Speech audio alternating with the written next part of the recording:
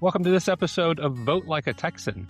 I'm excited to be sitting down with Lisa Nieto in Kendall County. She's a candidate for Kendall County Republican Precinct 4050. And that's a role that's relatively new to me, but I'm excited to sit down with Lisa, understand that role, and understand why she's running. So, Lisa, thanks for spending time with us today. Thank you, Justin, for having me, and thank you for giving me this opportunity to explain why I'm running. So you're in Kendall County and Precinct 4050. This is a specific to the Republican Party in Kendall County. Correct. And then the precincts in Kendall County. How many precincts are there in Kendall County?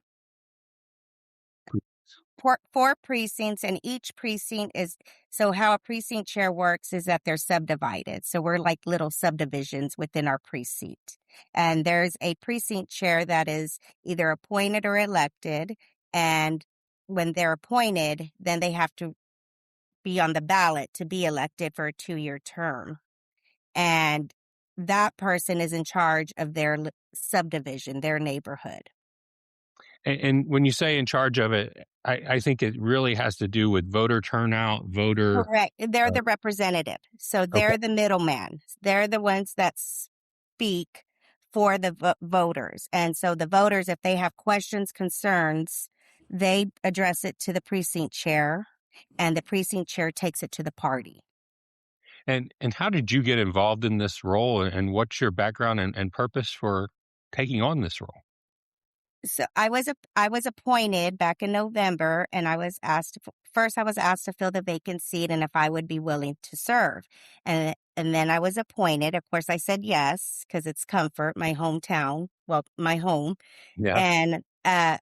And so I said, sure, why not? And I didn't know exactly what a precinct chair is because I've never even heard of a precinct chair myself.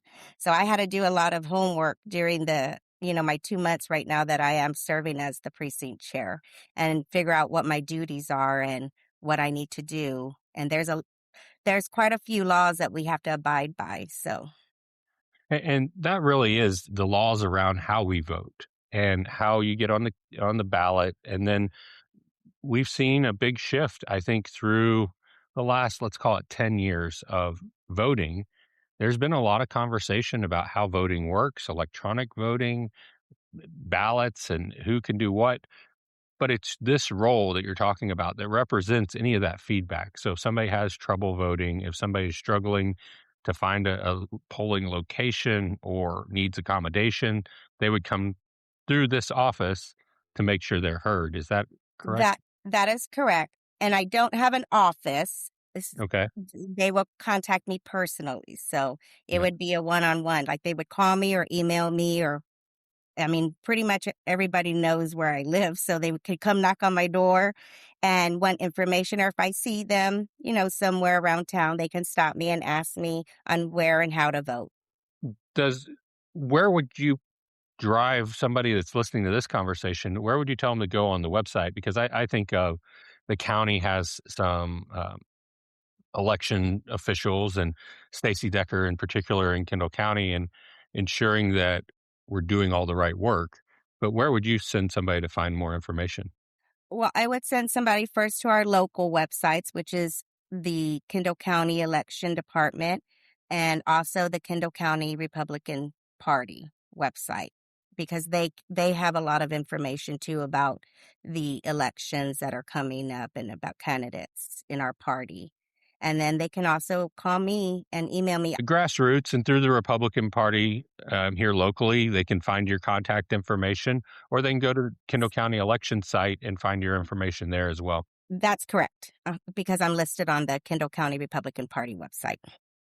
So you have a background in service that I want to touch on, because you've served the Comfort community in many ways. Where else have you served, and where else would people have seen your work? So I serve on several boards. I serve including like the Comfort Area Foundation, Wreaths Across America, San Jose Cemetery. I'm also a parliamentarian of the Kendall County Republican Women's, and I also serve. I also serve now the 4050 chair. But however, something that's really dear to my heart that I serve is being a catechist for Sacred Heart Catholic Church, and I teach second graders for Sunday Bible school. Well, Comfort is a small community, and it's great to see you involved in so much in Comfort. But it gives me the perspective that if there was an issue in elections, if there was a need, people are really comfortable coming to you, talking to you. They know you, and they know you're going to hear them out. And I think that's a testament to the way you've served locally for a long time. Yes, and that's what I'm here for. I'm here for them. I'm here for the voters. I am their connection to the party. And I don't want them to feel disconnected and not come to me. If they want information, if they have questions or concerns, that's what I'm here for. I'm here for them. I'm here to listen. I'm here to learn because I'm learning this new job as well. And I'm here to serve them. Well, and this election will be decided on March 3rd in the primaries. And Kendall County, Congressional District 21, all of these things are big, impactful primary elections that are happening. We have an exciting race in our Kendall County judge seat that will be decided on March 3rd. How are we working to get voters to turn out for primary voting? You talk to them and you communicate, and communication is the key to get voters and educate them on who is running and the elections that are coming up and how important it is to research their candidate because this candidate is going they have to research because this candidate is going to serve us for 4 years Yeah. and which candidate is going to benefit the comfort community. And also, Well, we can't forget about, not only comfort, we can't forget about Kendallia, Sisterdale, Waring, welfare. Who is going to benefit us?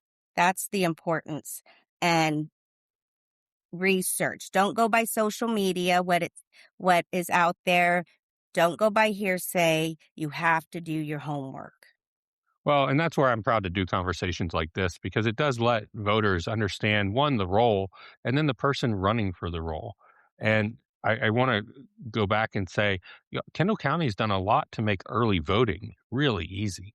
Yes, And it does not take a lot of time, and it starts February 17th. And that's I want correct. to encourage people to come out and vote early so they can get it out of their way. But if they really want to make a decision in a county race, in this congressional district race that's getting a lot of attention, you can't wait till November to vote in a general election. You're going to No, have to turn out the vote in March for the primaries with early exactly. voting starting in February. And then there's going to be runoffs for a lot of these Yes. elections that'll happen in May. So to really have your voice heard in this election season, you're going to have to vote 3 times. So think about the primaries being the ingredients. They're the ingredients that we put into the cake. And when the runoff comes, that's the cake that we choose. Yeah. And if you don't vote in the primary or the runoff, you're really getting the end result. You're not impacting Exactly. how we make that. Mhm. Comfort is going through a lot of conversations, and while we're together, I want to talk about the downtown district in Comfort and how that's a big conversation. I think with other things coming into the rural county region, I know we have a lot of conversation about the Patriot Academy. We have a lot of conversation about development in general in rural Kendall County. But you've been involved in Comfort in that downtown district.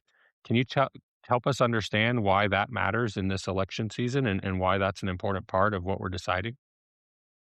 That is the heart of Comfort, our downtown district. And that we want tourists to come.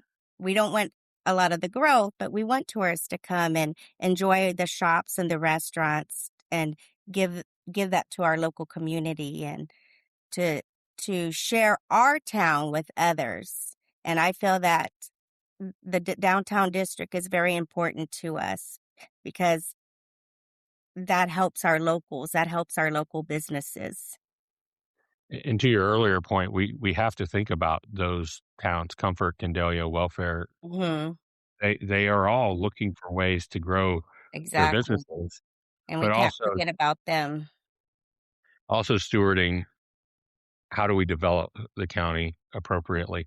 So I bring it up to just say whoever we put in these offices is really important because they have to be representative of those projects and representative of the community they're elected by. And in your role, in the role that you're going for, is an important one, just to make sure our voters understand their role in this process. Right. And, you know, you want to find the right person to benefit your hometown. You really do. I'm a sixth generation of Comfort, and my father's career took us to many different places to live. However, I came back home because this is my home. And I want the best for Comfort. I want the best for the people. And I want them to know that I am here for them. And I don't have an agenda. I'm just here as their communicator. And yes, I'm here. Like I said, I'm the middleman. I'm here for them. So I'm here to, whatever they have, I'll send back to the party. That's my job. My job is to serve them and everyone in the community. Well, Lisa Nieto, it's been a pleasure to visit with you today. I've learned a lot about the role as the chairperson for Kendall County Precinct 4050, and I wish you the best of luck in the Thank elections you. coming up. And I applaud that you're putting yourself out on social media. It is hard, It especially in a is small hard. community, but it's important that we meet people where they are, and quite often today, it's on their phones. Thank you so much, Justin. And thank you for making this comfortable for me. I thought I was going to pass out. Thank you.